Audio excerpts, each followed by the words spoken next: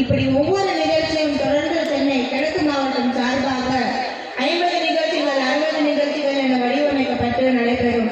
அதில் ஒவ்வொரு முறையும் தூய்மை பணியாளருக்கு என்று தனித்துவமாக ஒவ்வொரு ஆண்டும் நிகழ்ச்சிகள் நடைபெறும். இது மட்டும் இல்லாத பொங்கல், தீபாவளி, கிறிஸ்துமஸ் இந்த மாதிரி ஒவ்வொரு பண்டிகை காலத்திலும் தூய்மை பணியாளர்களுக்கு என்று தனியாக நிகழ்ச்சிகள் வடிவமைக்கப்படும். அந்த வகையில் தான் இன்றைக்கு மாண்புமிகு தமிழ்நாடு முதலமைச்சர் அவர்களின் பிறந்த நாளை முன்னிட்டு இன்றைக்கு மாண்புமிகு மாவட்ட கழக செயலாளர் மாண்புமிகு இந்துசாமி அறநிலையத்துறை அமைச்சர் அவர்கள் சீரிய முயற்சியினால் வழிபாட்டினால் இன்று சிறப்புமிக்க நிகழ்ச்சி நடைபெற்று வருகிறது.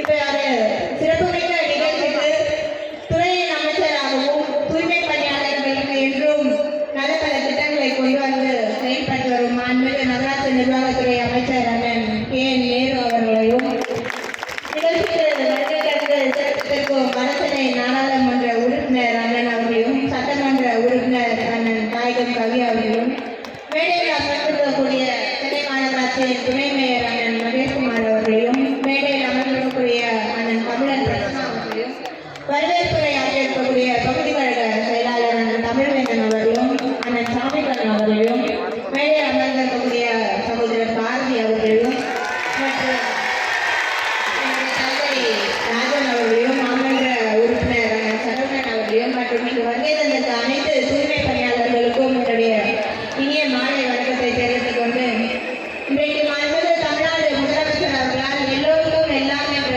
திராவிட மாடல் ஆட்சி நடைபெற்று வருகிறது. இங்கு வருகை தந்த அனைத்து தூய்மை பணியாளர்களுமே சென்னை மாநகராட்சியோடு ஒருங்கிணைந்து செயல்படுறீங்க. தூய்மை பணியாளர்களோட பணி எந்த அளவுக்கு முக்கியம் அப்படின்றது சென்னையில் இருக்க ஒவ்வொரு தனிநபரும் அறிந்திருப்பாங்க. ஏன்னா இன்றைக்கு சிங்கார சென்னை